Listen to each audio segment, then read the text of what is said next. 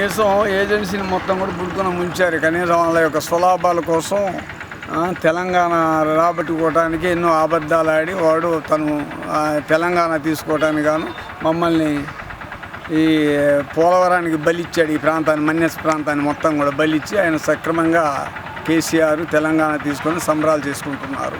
కోదండరాము కూడా ఆకోవాకు చెందినవాడు. ఆయన కనీసం ప్రొఫెసర్ అంటాం కానీ శుద్ధంగా మా పాలిటీ ఆయన కూడా ఒక ఎముడు లాంటి వాడే. ఇక్కడ వచ్చి మొత్తానికి ఎక్కిరించినట్టుగా మన ఏరియా అంతా తిరిగిపోయింది తప్ప మాకు ఒరిగింది ఏం లేదు. అదే ట్రైబల్ మీద ఆదివాసుల మీద ప్రేమ ఉంటే ఈ విదర్భ నుంచి కనీసం మన ఛత్తీస్గఢ్ ఏరియాలో ఉన్నటువంటి దంతెవాడ ఇటు కోరాపుట్ జిల్లా ఒరిస్సాలోది వీటినంతా కలుపుతూ ట్రైబల్ జిల్లాలనంతా ఏకంగా ఆదివాసీ ప్రాంతంగా మన్యసీమ ప్రాంతంగా ప్రకటిస్తే ఎంత బాగుండేది. అసలు నిజమైన ఆదివాసుల మీద ప్రేమ ఉన్నట్టయితే కనీసం పోలవరాన్ని అడ్డుకొని పోలవరం లేకుండా చేసేస్తే మేము మా బ్రతుకులు బాగుపడేవి కదా. కనీసం ఇక్కడ ఉన్న చెట్టు పుట్ట మొత్తం సర్వనాశనం అయిపోతుంది. ఏం లేదు, మా బ్రతుకులన్నీ బీడుద పడేటువంటి పరిస్థితి వచ్చిన తర్వాత మాకు మేలు జరిగేదంటూ ఏం లేదు. దీనివల్ల కనీసం 60 సంవత్సరాల నుంచి ఇప్పటికీ అభివృద్ధికి నేర్చుకోలేదు. ఇప్పుడిప్పుడే మిడిమిడి జ్ఞానంతోనే తప్పటడుగులు వేసుకుంటూ ప్రభుత్వం కల్పించినటువంటి దాంతోనో లేకపోతే స్వచ్ఛంద సేవా సంస్థలు ఇచ్చినటువంటి యొక్క స్ఫూర్తితోనో కొంతమంది మేధావులు సలహాలతోనో ఒక రకమైన ముందుకు ఈనాడే రాజకీయంగానే ఇంకో రకంగా ఎదుగుదల వస్తుంటే ఈనాడు మమ్మల్ని తుంచేసినట్టు చేశారు తప్ప మాకు ఏం ఎదుగుదల లేదు. ఒక స్కూల్స్ లేవు, ఈ లేవు. ఇప్పుడిప్పుడే విద్యాపరంగా కూడా ముందుకు వచ్చేటువంటి ఈ తరుణంలో మళ్ళీ మమ్మల్ని తీసుకెళ్ళి అడవిలో నెట్టేసినట్టు చేసినటువంటి పరిస్థితి ఈ ప్రభుత్వాలు చేస్తున్నాయి. ఇది ఆదివాసుల మీద ప్రేమ కాదు, లేకపోతే ఇంకోటి కాదు. కనీసం ఈ మన్య ప్రాంతంలో ఉన్నటువంటి ఈ భూములను ఏనాడు వేరే నాన్ ట్రైబ్స్ దీన్ని కాజేశారు. ఇప్పుడు ప్యాకేజీ పెంచాలనేటువంటి వాళ్ళు కూడా వాళ్ళకు ఉపయోగపడేటువంటి ప్యాకేజీ తప్ప ట్రైబల్ కొరిగేదంటే ఏం లేదు. ట్రైబల్కి 6 ఎకరాలు మించితే తప్ప వీళ్ళకి ప్యాకేజీ ఇచ్చేటువంటి పరిస్థితి కనపడటం లేదు. అసైన్మెంట్ భూములు కూడా ప్రభుత్వానికి హక్కు ఉండేటువంటి రీతిలో తప్ప ఈ ప్రభుత్వం భూములల్లా ట్రైబల్కి ఏమి అధికారం లేనటువంటి పరిస్థితుల్లో చేశారు. ఈ రకంగా చేసి తీరా ఈ పొలం ఎప్పుడైతే ఈ తెలంగాణ వాళ్ళకి ప్రభుత్వం అనుకూలంగా ఇచ్చిందో వెళ్ళి ఢిల్లీలో తన కుటుంబ సభ్యులందరూ కలిసి సోనియా గాంధీకి దాసోహం అంటూ నమస్కారాలు చేసి అమ్మ యూటీ అంటే యుద్ధం అన్నాడు.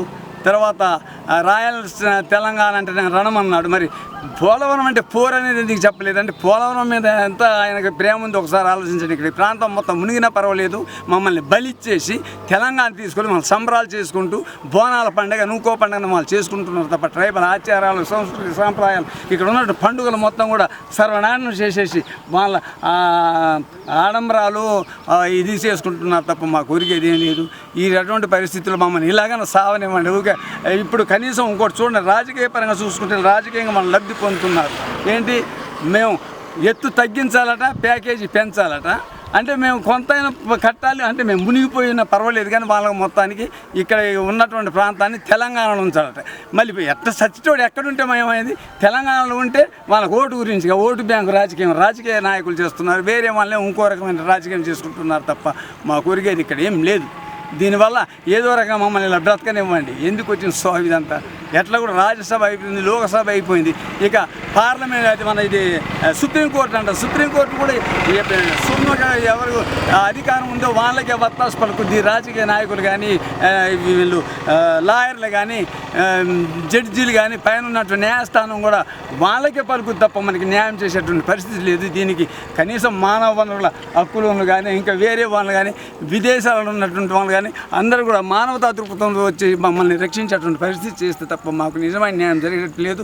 ఇది నిజమైన ప్రజాస్వామ్యమే కాదు, అసలు ప్రజల్ని కూలి చేసేటువంటి ఈ దేశ ద్రోహులు వేలేటువంటి ఈ ప్రాంతాలు తప్ప ఆదివాసులు కొరిగేది ఏం లేదు. ఆదివాసులు కాదు, ఆదివాసేతరులు కూడా పాపం ఎప్పటి నుంచో మన్యాన్ని నమ్ముకొని ఈ ప్రాంతాన్ని నమ్ముకొని సహజీవనాన్ని కొనసాగిస్తున్నారు. వాళ్ళకు కూడా చాలా అన్యాయం జరిగిపోతుంది. కాబట్టి దీని గురించి ఎవరు నోరెత్తినా చిక్కుమంటే వాళ్ళని కొట్టి ఇంకో రకంగా వాళ్ళకి తిప్పుకునేటువంటి పరిస్థితి చేస్తున్నాం, దుడ్డు పెడతాం తప్ప మాకు ఉరికేది ఏమీ లేదు. కాబట్టి చాలా అన్యాయం జరిగిపోతుంది.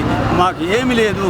లాస్ట్కి చెట్టుకి చేతులు కనీసం నర్మదా ఏరియాకి వెళ్ళాం. ఆ ప్రాంతంలో కూడా వాళ్ళు మొత్తం కూడా బిచ్చగాళ్ళు అయిపోయారు. మేధాపాటి గారు, బీడి శర్మ గారు ఎంతో పోరాటం చేసినప్పుడు కూడా జనాన్ని సమీకరించి ముందుకు చేసినప్పుడు కూడా సుప్రీంకోర్టులు ఈ కోర్టులు కూడా ఏం న్యాయం చేయలేదు. అలానే కోలార్ డ్యామ్ ఎక్కడ ఒరిస్సాలో అక్కడ కూడా అక్కడ ఉన్నటువంటి ఆదివాసులు నాటి భిక్షగాళ్ళ కనీసం భిక్షం ఎత్తుకుంటూ తిరిగినా కానీ వాళ్ళు దొంగలుగా మారి కూడా ఉంటున్నారు. దీని తప్ప వాళ్ళు ఇచ్చే ప్యాకేజ్ కూడా ఎవరికి ఉపయోగం ఉండదు. ఆ ప్యాకేజ్ అందదు కూడా, ఏదో ప్యాకేజ్ వస్తుందని చెప్పి వీళ్ళు ఆశపడుతున్నారు తప్ప తీరా అది మునిగేటప్పటికల్లా వీళ్ళు ఉట్టి చేతులతో పోయేటువంటి పరిస్థితి ఏర్పడుతుంది తప్ప ఉండదు లేదు. దీనివల్ల చాలా అన్యాయంగా మేము దాన్ని తీవ్రంగా ఖండిస్తున్నాం. ఎప్పటికైనా ఈ పోలవరం గురించి లాస్ట్ దాకా కూడా పోరాడడానికి సిద్ధంగా ఉన్నాం, చేయాలనే ఆలోచనతో ఉన్నాం. దీనికి అందరూ కూడా ప్రజా సంఘాలు కానీ పొలిటికల్ సంఘాలు కానీ అందరూ కూడా సమాయత్తంగా ముందుకు వచ్చి ఇక్కడ ఉన్నటువంటి అన్ని జాతులు కూడా కలిసి ముందుకు వెళ్ళిన రోజు దీనికి ఒక న్యాయం జరుగుతుంది తప్ప ఎవరో అక్కడ మునగనటువంటి ప్రాంతం నుంచి వచ్చినటువంటి వాళ్ళు అక్కడ ఏదో వీళ్ళని హుషారు చేసినంత మాత్రాన్ని ఇక్కడ జరిగేది కాదు. జనాల చైతన్యం రావాలి, జనాలు ముందుకెళ్ళాలి. మేము పాదయాత్రలు చేసినాం, కనీసం సైకిల్ ర్యాలీ చేసాం, నిరాహార దీక్షలు చేసాం, అమర నిరాహార దీక్షలు కూడా చేసి ఎన్నో రకాలకి చేసినప్పటికీ ప్రభుత్వానికి ఏమాత్రం కనువిప్పు కాలేదు. గ్రామ స్థాయిలో గ్రామ కమిటీలు ఏర్పాటు చేసి పోస్ట్ కార్డులు కూడా ప్రధానమంత్రికి రాష్ట్రపతికి పంపడం జరిగింది. అదే కాకుండా ఈ పంచాయతీ తీర్మానాలు చేసి మాకు పోలవరం వద్దు, అడవి హక్కుల చట్టం ప్రకారం మాకు పోడు భూములు కల్పించండి అని ప్రభుత్వాన్ని తెలియపరిచిన వాళ్ళు కనీసం నిమ్మకు నీరెత్తినట్టుకు మాకేం సాయం చేసేటువంటి పరిస్థితి లేదు. ఇవన్నీ ఉట్టుట్టి మాటలే, చట్టాలు చుట్టాలు కారు, కాగితాల మీద పరిమితమే తప్ప ప్రజలు కొరిగేది ఏమి లేదని చెప్పి సవినయంగా మేము దీన్ని ఖండిస్తూ దీనికి అనుకూలంగా ఎవరు కలిసి వచ్చిన వాళ్ళతో కలిసి పనిచేయడానికి మా ఆదివాసీ రక్షణ సమితి సిద్ధంగా ఉందని చెప్పి మనం చేస్తున్నాం. ఇప్పుడు మీ యాక్షన్ ప్లాన్ ఇంకేమన్నా ఉంది? ఇలా ఈ యాక్షన్ ప్లాన్ ఏముంది, చూస్తుంటే తీరా మునిగిపోయేటువంటి పరిస్థితి. ఇప్పుడు ఏది చేసినా కానీ సుఖాలు లేనట్టు ఉంది. ఇక లాస్ట్కి ఏంటంటే మాకు గతి ఇక అడవి గతి, ఆ అడవి కూడా లేదు, అడవి కూడా నాశనం అయిపోయింది, సర్వనాశనం అయిపోయింది. ఇక ఏంటంటే ఇక దశల వారీగా చేయాలన్నా ఏది చేయాలన్నా అంతకుముందు మేము 92 నుంచి ప్రయత్నిస్తున్నప్పటికీ ప్రజలలో చైతన్యం లేదు. ఎవరికి వాళ్ళు ప్యాకేజ్ అందుకుందాం పోదామనే దానిలో వేరే వాళ్ళు ఇంకో రకం వాళ్ళని ప్రోత్సహించి ఇంకో రకం తీయడం వల్ల ఈ ఉద్యమాన్ని కూడా నీరుగార్చారు. అయితే ఇప్పుడు చేయాల్సిందంటే గ్రామ స్థాయిలో ఇప్పటికైనా గ్రామ సంఘాలని పటిష్టం చేసి మాకు ఈ పోలవరం వద్దు, మేము ఇక్కడి నుంచి కదలం, మా ఊరే మాకు ముద్దు, మా గోదావరి నీళ్ళు మాకు ఇవ్వండి మా పంట పొలాలకు అనేటువంటి దాంట్లో చేద్దామనే ఒక ఆలోచన ఉంది. దానికి కదిలి వస్తే సాధ్యమైనంత వరకు చేయడానికి ప్రయత్నిస్తున్నాము. ఆ రూపాయలను ప్రభుత్వం కనుదెరిచి ఇక్కడ 170 ఉంది. రెండోది ఏజెన్సీలో పేసా చట్టం ఉంది. ఈ చట్టాలు ఇవన్నీ కూడా వాళ్ళు లెక్క చేయకుండా మమ్మల్ని అన్యాయం చేస్తున్నారు. కాబట్టి ఆ చట్టం ప్రకారంగా ఆయన కనీసం ముందుకు వచ్చేటువంటి మార్గం చేస్తున్న ప్రభుత్వం అన్న ఉద్దేశంతో దాని ప్రకారం మేము ముందుకు వెళ్ళడానికి ప్రయత్నిస్తున్నాం.